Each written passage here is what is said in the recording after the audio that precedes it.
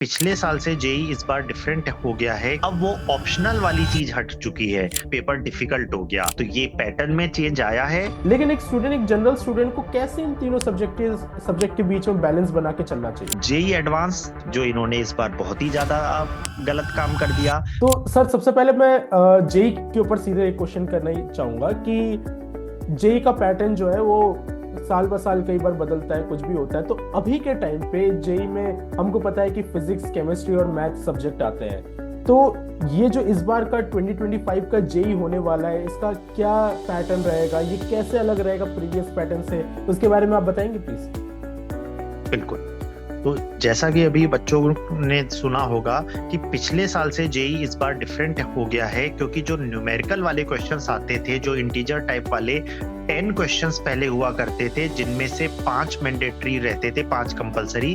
अब वो ऑप्शनल वाली चीज हट चुकी है। तो अब बच्चों को 5 क्वेश्चन मिलेंगे, पांचों के पांचों कंपलसरी हैं। तो यानी अब वो चॉइस वाला एलिमेंट जो था वो हट चुका है। अब इसमें पहली रिएक्शन बच्चों की यही होती है कि सर हमारे साथ बहुत गलत हो गया। तुरंत बच्चों का आता है सर ये हमारे साथ ही ऐसा क्यों होता है, ये पेपर डिफिकल्ट हो गया। लेकिन यहाँ पे मैं सारे बच्चों को एडवाइस देना चाहूंगा, बच्चों बस ये चीज दिमाग में बैठा लो, ये सिर्फ हमारे साथ नहीं हुआ है, ये जितने 14 लाख बच्चे देंगे उनके साथ भी हुआ है। तो ये डरने का, घबराने का, डीमोटिवेट होने का काम हम उन पे छोड़ देते हैं। मैं अगर अभी अपने सब्जेक्ट पे, मैं अगर अभी अपने कंसेप्ट्स पे फोकस कर लूं तो मैं बाकियों से आगे निकल जाऊंगा। तो ये पैटर्न में चेंज आया है, वो सबके लिए ही आया है। तो अब वो चीज जो मेरे हाथ में नहीं है उस पे फोकस करने की बजाय अब मैं ये फोकस कर लूं कि इन 25 क्वेश्चन को मुझे कैसे सही करना है एग्जाम में। बिल्कुल। अब सर क्वेश्चंस के ऊपर बात कर ही रहे हैं, तो जनरली 3 सब्जेक्ट होते हैं, फिजिक्स, केमिस्ट्री, मैथ, और तीनों की अलग अलग टफनेस मानी जाती है। किसी स्टूडेंट को फिजिक्स आसान लगता है, किसी को केमिस्ट्री आसान लगता है। लेकिन एक जनरल स्टूडेंट को कैसे इन तीनों सब्जेक्ट के बीच में बैलेंस बना के चलना चाहिए? बिल्कुल ठीक है। इस क्वेश्चन को मैं 2 पार्ट में लूंगा। एक तो अभी प्रिपरेशन के दौरान क्या करना चाहिए, और फिर उन 3 घंटों के अंदर क्या करना चाहिए। और ये जो मैं आंसर दूंगा, जैसा कि आपने बताया, it is based on my many years of teaching students, जिसमें मैंने all India top 10 rank produce की हुई है। उस बच्चे को और वो बच्चा जो अभी एक एवरेज में है, जो एकदम वर्ज पर है, जिसको एनआईटी मिल भी सकता है, नहीं भी मिल सकता, दोनों के पॉइंट ऑफ व्यू से हम बात करें तो सबसे पहले होता है कि अभी प्रिपरेशन के दौरान जो अभी अप्रोक्सीमेटली 50 डेज बचे हुए हैं, तो जिन बच्चों का अच्छा चल रहा है, आप जिस भी कोचिंग में पढ़ते हैं, अगर आप के मॉक टेस्ट में अच्छे नंबर आ रहे हैं, अगर आपने सिलेबस को अच्छे से किया हुआ है, आपको तो कोशिश करनी चाहिए पूरा करने की। यानी आप पूरे सिलेबस का 100% क्वालिटी के साथ 100% क्वांटिटी कवर करें। क्योंकि अगर आपने देखा होगा 2024 में केमिस्ट्री का लेवल बहुत ज्यादा डाउन हो गया था, फिजिक्स का 2 साल से लेवल काफी कम हुआ है। तो जो लेवल 2022-23 तक आता था केमिस्ट्री में, और जो 2024 के दोनों अटेम्प्ट में आया है, उनमें बहुत ड्रास्टिक डिफरेंस आ गया है। तो इसमें आपके पास ये स्कोप नहीं है कि मैं ये चैप्टर छोड़ के चले जाऊं। तो टफनेस लेवल कम हो गया है, तो इसके लिए आपको ब्रेड्थ ज्यादा कवर करनी पड़ेगी। तो जिन बच्चों का अच्छा चल रहा है, आपको पूरा सिलेबस कवर करना है पूरी अच्छी क्वालिटी के साथ, क्योंकि 25 में से 22-23 क्वेश्चन करने पे भी श्योरिटी नहीं है 99.5 परसेंटाइल मिल जाए। ठीक है। अच्छा, अब जो वो वाले बच्चे जिनका उतना अच्छा नहीं चल रहा है, जिनके अभी अपने कोचिंग में 100 से 150 की रेंज में 300 में से नंबर आ रहे हैं, उनके लिए अभी इंपॉर्टेंट ये है कि आप 3 कैटेगरी बना लो। ये बच्चों आप थोड़ा ध्यान से समझना है ना, इसको सिर्फ एंटरटेनमेंट पॉइंट ऑफ व्यू से नहीं, आप है ना इसको इंप्लीमेंट करेंगे, लिटरली आपका रिजल्ट इंप्रूव होगा। 3 कैटेगरी बना लो, A+, A एंड A-, तीनों सब्जेक्ट, फिजिक्स, केमिस्ट्री, मैथ्स में। A+ में वो टॉपिक जो आज आपको 70-80% आते हैं, जिन पे आपकी अच्छी खासी कमांड है। थोड़ा सा टाइम और दे दो, थोड़ा सा अगर और पुश कर दो, आप 100% पे पहुंच जाओगे।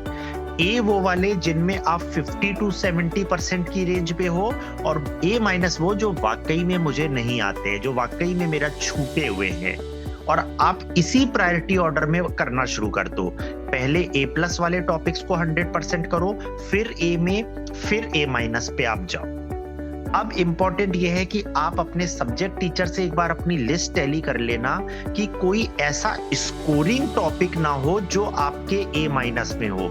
जैसे फिजिक्स में हीट एंड थर्मोडायनेमिक्स KTG एक ऐसा टॉपिक है जो अगर बच्चों ने अच्छे से कर लिया तो उसका क्वेश्चन बच्चों से बन ही जाता है। 10 में से JEE के 9 क्वेश्चन बच्चा कर ही लेता है। तो कोशिश ये करनी चाहिए कि उसको मैं छोड़ के ना जाऊं। उसी तरह अगर हम RBD की बात कर ले, रिजिड बॉडी डायनेमिक्स की, आप कितना ही प्रैक्टिस कर लो, वो 100% कॉन्फिडेंस नहीं होता कि एग्जाम का अननोन क्वेश्चन में कर पाऊंगा। तो इसीलिए आप ये अपनी ऐसी लिस्ट बनाओ कि जिससे आप जो मोर स्कोरिंग टॉपिक्स है वो टॉपिक्स जिनमें आप कम इनपुट पे ज्यादा आउट दे हो, आप पूरा अच्छा करके यही होता है कि एग्जाम में आपको आउटपुट दिखाना होता है। अगर मेरे को 2 घंटे दिए जाए जिसपे मुझे आपके कमरे की सारी टेबल चेयर्स को हटाना है, वो काम मैं कर लूंगा। पर अगर आपने मुझे 6 घंटे भी दे दिए कि आपके कमरे की दीवार को मुझे हिलाना है, मैं अपने हाथों से दीवार को नहीं हिला सकता।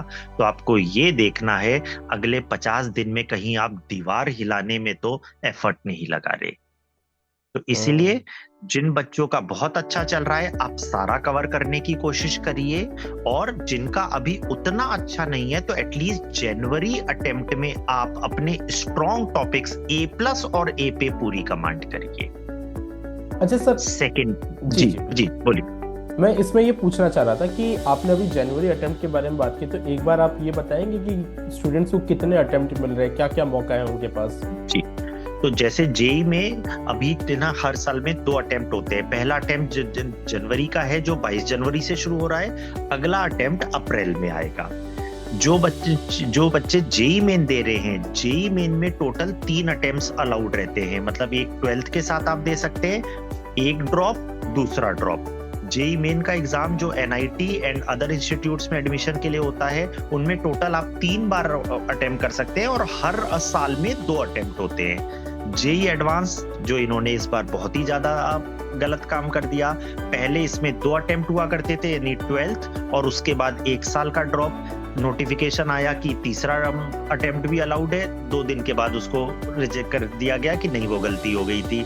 हालांकि अब इतनी बड़ी गलती इतने बड़े रेप्यूटेड इंस्टीट्यूट से बिल्कुल भी एक्सपेक्टेड नहीं था, पर उन्होंने भी बता दिया कि चलो हम भी इंसान हैं, चलो हमने भी ये बात मान ली। ठीक है, तो अभी JEE मेन के 2 अटेम्प्ट है, एक जनवरी और अप्रैल। इसमें मैं वो बच्चे जो 12th क्लास में हैं उनके लिए मैं खास तौर पे बोलना चाहूंगा कि बच्चों बिल्कुल भी ये चीज मन में मत आने देना कि यार इस अटेम्प्ट को तो मैं ऐसे ही दे देता हूं, अप्रैल अटेम्प्ट में मैं बहुत अच्छा करूंगा। क्योंकि ये वाला अटेम्प्ट जो होता है 12th के बच्चों के लिए बहुत ज्यादा हेल्पफुल रहता है। क्योंकि जो ड्रॉपर्स बच्चे होते हैं, जो बच्चे ड्रॉप लेके पढ़ रहे होते हैं, आप इंडिया में किसी भी कोचिंग में कहीं पे भी पढ़ रहे हो, उनका बड़ी मुश्किल से जैसे तैसे करके दिसंबर एंड तक या जनवरी तक सिलेबस खत्म होता है।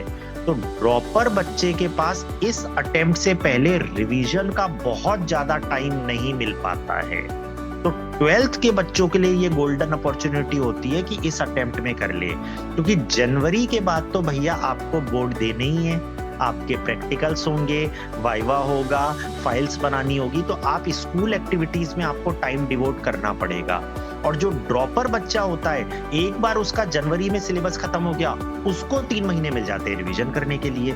ठीक है, तो इसलिए 12th के बच्चों आप बिल्कुल भी ये मत सोचना कि मेरी तैयारी कम है, अभी मेरा सिलेबस अच्छे से नहीं हुआ है तो ये अटेम्प्ट में ऐसे ही दे देता हूं। जितना किया है उससे आप अच्छा NIT स्कोर कर सकते हो, आप अपनी परसेंटाइल को शूट कर सकते हो। ये था हमारा प्रिपरेशन का। अब मैं बात आता हूं एग्जाम हॉल के लिए। एक जो काफी बच्चे जो मिस्टेक कर लेते हैं, जैसे बच्चों के लिए अक्सर होता है, कई बच्चों का केमिस्ट्री स्ट्रांग रहता है, तो मैं बीइंग अ केमिस्ट्री टीचर बच्चों आपको ये बता रहा हूँ, बहुत बच्चे ये गलती करके अपना स्कोर गिरा देते हैं कि सर केमिस्ट्री को तो मैंने 30-35 मिनट्स में फिनिश कर लिया और बाकी 2 सब्जेक्ट्स को टाइम दे दिया। बेटा ये गलती मत करना, आप उसको प्लीज एटलीस्ट 30 या प्रेफरेबली 45 मिनट देना। 10 मिनट बचाने के चक्कर में अगर आपने 4 क्वेश्चन कम किए या 4 क्वेश्चन गलत कर दिए, स्कोर ड्रास्टिकली रिड्यूस होगा। तो 40 से 45 मिनट आप केमिस्ट्री को दें, इतने में आप बहुत अच्छा स्कोर कर सकते हैं। हम रिकमेंड करते हैं बच्चों को, मैं एग्जाम हॉल वाले दिन की बता रहा हूं, शुरुआत आप करें फिजिक्स या केमिस्ट्री, इन दोनों में से आपका जो भी फेवरेट सब्जेक्ट है, जो स्ट्रॉन्ग सब्जेक्ट है, उससे शुरुआत करें। मैथ्स को आप बीच में रखें और फिर बाद में केमिस्ट्री फिजिक्स जो भी बचा है वो करें। Maths is known as a sandwich subject. Maths से शुरू भी ना करें, मैथ्स से फिनिश भी ना करें। रीजन बीइंग, अगर आपने मैथ्स में से शुरू कर दिया, और हम सबको पता है मैथ्स सबसे ज्यादा टाइम लेता है, उसमें 1-1.25 घंटा तो लगता ही है। अगर आपने मैथ से शुरू कर दिया और आप भावनाओं में बह गए, टाइम का ध्यान नहीं रहा और आपने 1.5 घंटा मैथ्स को दे दिया, तो अब ये होगा कि बचे हुए 1.5 घंटे में आपको ये प्रेशर रहेगा कि अब 90 मिनट में मुझे 2 पेपर करने हैं, 2 सब्जेक्ट करने हैं, तो वो 90 मिनट्स आपके प्रेशर में जाएंगे, तो आपकी एफिशिएंसी डाउन हो जाएगी।